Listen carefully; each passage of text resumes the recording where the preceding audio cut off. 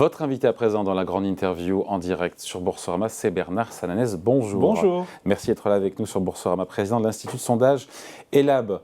Pas mal d'actualités quand même. Un peu. C'est agité. Bon, il y a les oppositions évidemment, je rappelle l'actu, qui ont échoué, on le sait, hier à faire tomber le gouvernement, motion de censure transpartisane qui a échoué de justesse. 9 points. Et ils ont senti le vent du boulet passer. Donc la réforme des retraites est adoptée. Mais pour autant, et c'est ça le sujet, Emmanuel Macron est en grande difficulté. Oui, il reste 3 fronts sur la route de l'exécutif. Le premier, qui n'est pas tout à fait achevé, c'est le front politique. Il y a la décision du Conseil constitutionnel qui sera très attendue. Est-ce qu'il va censurer totalement ou partiellement ou pas du tout le texte? Premier point. Et puis, deuxième point, il y a l'initiative du référendum d'initiative partagée que les forces de gauche notamment et certains syndicats espèrent faire prospérer. Donc, premier front, le front politique. Deuxième front, le front social. Ouais. Est-ce que demain, l'adoption serrée, après un 49.3, va remettre du carburant dans la mobilisation sociale? Est-ce qu'il va y avoir plus de monde dans les cortèges, plus de grévistes notamment? Est-ce que le privé va rejoindre le mouvement? Ça, c'est un vrai enjeu de la radicalisation de jeudi. Aussi, et puis, le troisième front, c'est le front de la rue, vous avez tout à fait raison, avec bien sûr des tentatives de radicalisation par certains. Il faut rappeler quand même que ces tentatives de radicalisation sont très éloignées du discours des syndicats, qui jusqu'à présent ont bien contrôlé les manifestations. On va voir si le mouvement ne va pas échapper aux syndicats dans les prochains jours. Donc il va devoir surtout, et des trois feux, quel est celui, il va devoir mener les 3 de front, mais il y en a un comme cette idée cette peur, cette perspective d'embrasement social, et la réponse elle passe par une interview aux 13h de TF1 et de France 2 demain. Oui, la question pour Emmanuel Macron, c'est d'essayer de renouer, non pas le dialogue, parce qu'il semble très compromis, mais en tout cas l'écoute déjà.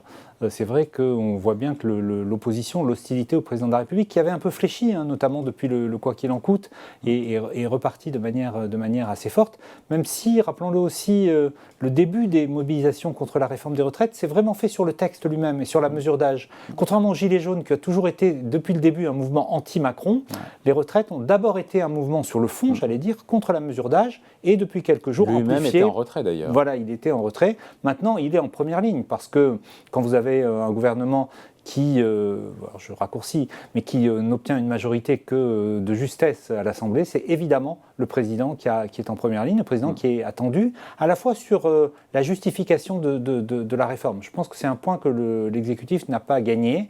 Il n'a pas convaincu de la nécessité de la réforme. Les arguments étaient un peu fluctuants au cours du temps aussi. De son sens. Si on reprend ce qui s'est passé en 2019, la réforme a avorté pour cause notamment de Covid et aussi un peu du mécontentement social. Il y avait une ligne qui était comprise par une partie de l'opinion beaucoup plus importante qu'aujourd'hui, c'était la justice sociale, c'était la retraite à points. Il y avait des gens qui se disaient, je peux peut-être y gagner. Là, l'équilibre financier, c'est une notion un peu abstraite pour beaucoup de gens qui se disent finalement, je n'ai peut-être que des choses à perdre dans cette réforme. En termes de sondage et d'opinion, en quoi une interview aux 13h de TF1 et de France 2 peut changer la donne? Pas grand-chose. Pas grand-chose.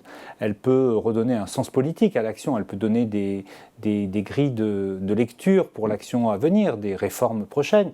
On verra comment le président déjà fait l'analyse de ce qui s'est passé. On sait qu'il n'aime pas trop faire de mea culpa. Est-ce qu'il va quand même prendre acte du mécontentement de l'opinion, ou est-ce qu'il va dire « je cherche à enjamber finalement et à passer à autre chose ». Je pense qu'il y aura une question de posture du président qui sera presque aussi importante que ce qu'il dira sur le fond.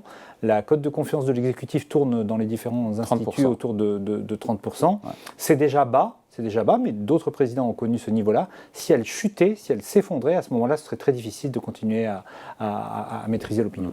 Certains disent qu'il doit prendre une initiative politique, remaniement, changement de Premier ministre. A priori, dans les secrets qu'on entend de ceux qui l'ont vu, le président à l'Élysée aujourd'hui, il n'y a ni remaniement, ni changement de Premier ministre, ni référendum. Comment on donne un nouveau souffle sans...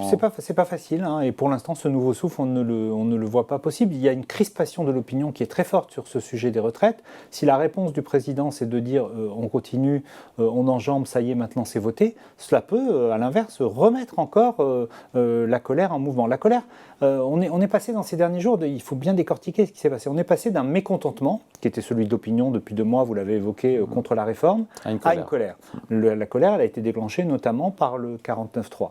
Elle donne le sentiment que le Parlement n'a pas pu voter finalement ce texte, à part la motion de censure. Si le président demain envoyait un message de « je continue, je ne change rien », ça pourrait être vraiment un facteur à nouveau de mobilisation. Ouais, mais sur quel sujet, Bernard Sanez, se relancer la future loi sur le travail, enfin, un projet de loi sur le travail, il y a la santé, il y a l'éducation, il y a l'écologie, sur quoi En tout cas, la question du travail que vous évoquez est une question centrale. On voit dans l'opposition à la réforme des retraites, il y a l'opposition à la mesure d'âge, parce que les Français ne veulent pas travailler plus longtemps, mais il y a un contexte qui pèse beaucoup sur cette réforme et sur son rejet. Le premier, c'est l'inflation, qui pèse beaucoup sur les ménages, et le deuxième, c'est l'évolution du rapport au travail post-Covid. Le travail a pris une place, non pas moins importante, c'est un raccourci que l'on fait parfois, non pas moins importante, mais moins centrale dans la vie des Français. On a redécouvert que le travail, c'était important, mais pour beaucoup de gens, on le voit dans les enquêtes, qui nous disent il faut le remettre à sa place. Voilà. Donc, faire évoluer le travail, le rapport au travail, les conditions de travail, ça peut être une des réponses, d'autant qu'il y a eu quand même des discussions qui ont pu, semble-t-il, se poursuivre avec les syndicats. On verra demain, est-ce que les syndicats vont dire non, tant que la réforme des retraites n'est pas retirée... Pas sûr qu'ils aient envie, les syndicats, de revenir discuter. Voilà, c'est un point. Et la question va se poser aussi au Parlement. Est-ce que l'exécutif va pouvoir dégager des majorités sur certains textes, ou est-ce que le blocage va être tel que tous les textes que le gouvernement présente seront systématiquement rejetés? Pardon, je vous ai coupé les yeux. Non, on voit que le rebond pour Emmanuel Macron est encore plus difficile. Il a déjà surmonté des périodes difficiles. Les Gilets jaunes, ce n'était pas facile à surmonter. Là, demain, ce sera très difficile. C'est une victoire à la Pyrrhus pour Emmanuel Macron. Finalement, son projet de loi, encore une fois, est adopté, mais les conséquences politiques sont très lourdes et peut-être même durables. Oui, on le voit, l'opposition à la réforme, elle est par exemple très forte et elle isole le président de la République, notamment dans tout le monde du travail, chez les actifs. Quand on regarde là aussi en comparaison au moment des Gilets jaunes, les Gilets jaunes étaient un mouvement qui avait le soutien de l'opinion, mais qui était un mouvement qui venait principalement des milieux populaires, des ouvriers, des employés qui se mobilisaient sur les ronds-points.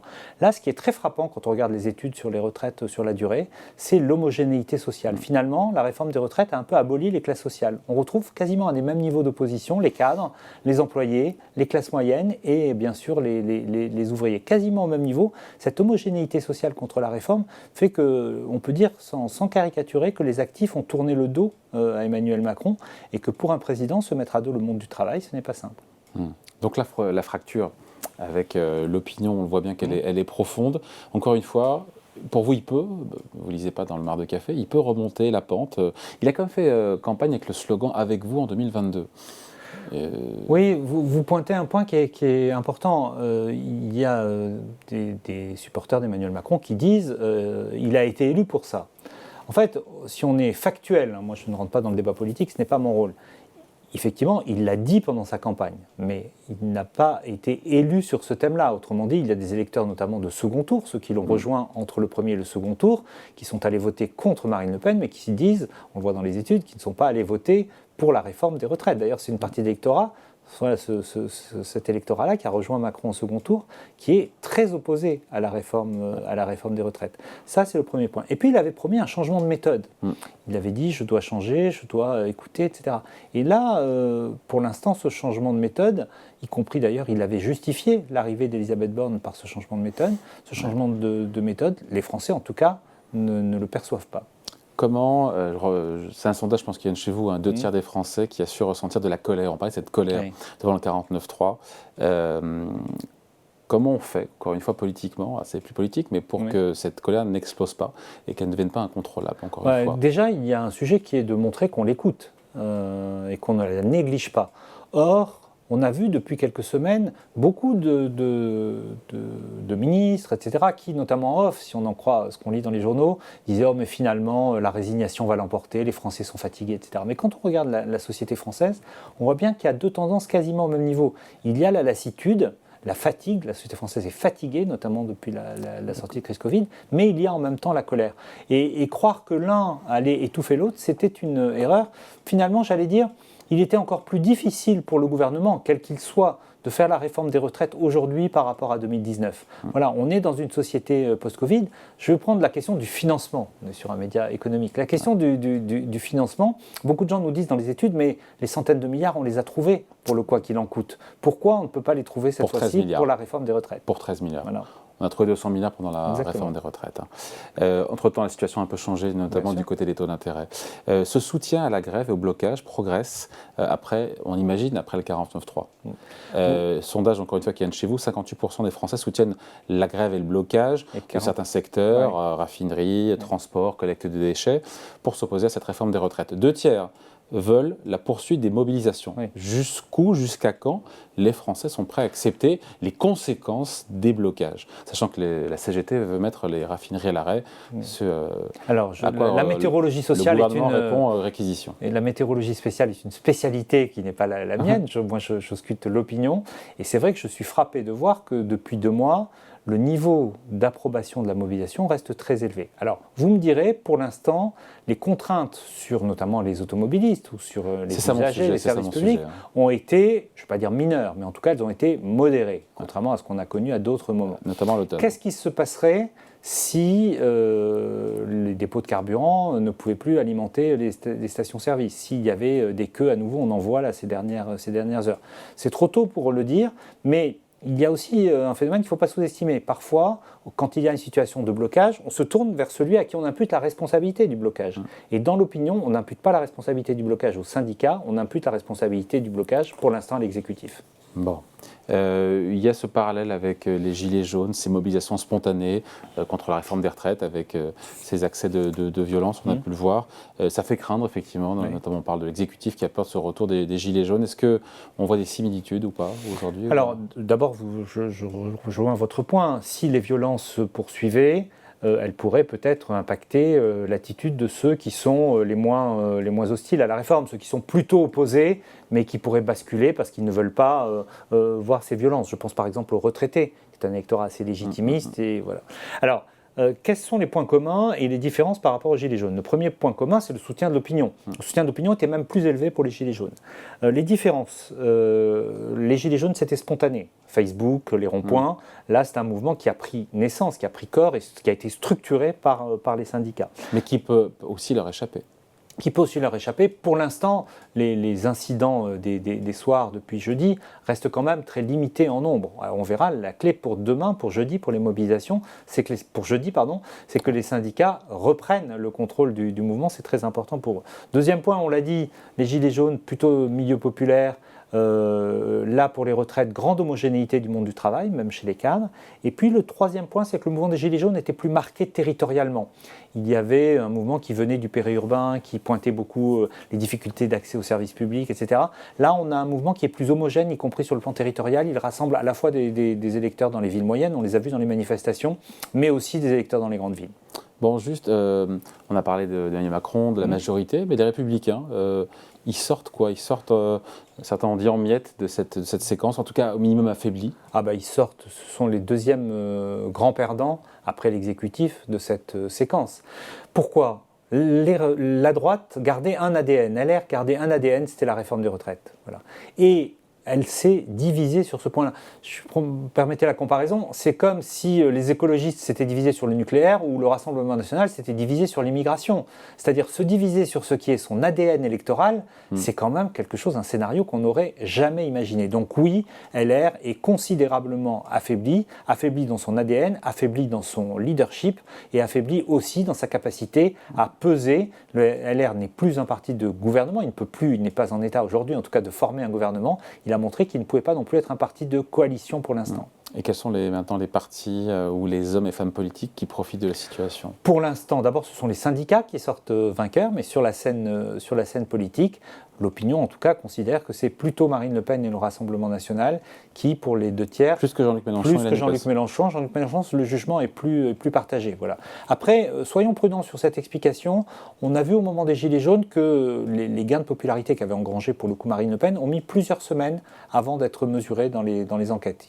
On est encore dans le mouvement. Je dirais que cet aspect-là, à qui ça profite sur un plan politique, n'a pas encore décanté. Il peut renouer ou pas le fil, j'en reviens à Emmanuel Macron, il peut renouer le fil avec les Français, il peut inverser la tendance ou ce sera vraiment très très difficile? Je pense que ce sera très difficile. En tout cas, il faut que demain les initiatives soient fortes. Il ne pourra pas se contenter de rustines. Alors face aux crises, autre sujet, mais ça nous intéresse ici sur Boursorama, les Français comptent sur l'entreprise. Oui. C'est le résultat de notre baromètre, baromètre 2023 de l'Institut de l'entreprise fait avec Elab. c'est pas un dernier recours les entreprises, mais en même temps, elles échappent ou pas au pessimisme généralisé? Non, alors elles n'y échappent pas, hein, cette défiance généralisée. Pendant le Covid, il y avait eu ce regain, il y avait un cette cote d'amour. Effectivement, on avait pris 8 points post-Covid par rapport à 2017. Là, on revient au niveau de 2017. Donc 7 Français sur 10 ont une bonne image des entreprises, surtout des grandes entreprises. Ce qui est intéressant, c'est de voir que la défiance frappe tous les acteurs, les institutions, les politiques, les syndicats, etc. Mais qu'elle frappe un peu moins l'entreprise en évolution. Mais surtout, j'allais dire, ce qu'on voit, c'est qu'il y a une forme d'exigence vis-à-vis des entreprises. On dit aux entreprises, vous avez été présents au moment du Covid notamment, continuez à l'être. Et on attend l'entreprise sur 3 directions, 3 actions prioritaires. La question du partage de la valeur, évidemment, ça fait écho avec les thèmes qu'on évoquait, le pouvoir d'achat, etc. Le deuxième sujet, c'est le bien-être au travail, sur lequel on considère que 2 tiers des Français, des salariés, nous disent qu'ils sont plutôt bien dans leur travail. Ça nuance un peu aussi ce que l'on entend parfois. Il n'y a pas un biais grande entreprise aussi là-dessus? Un peu, mais globalement quand même, on se sent plutôt bien dans son travail. Et le troisième point, c'est sur les questions environnementales, où là, il y a un soupçon, comme on dit, de greenwashing.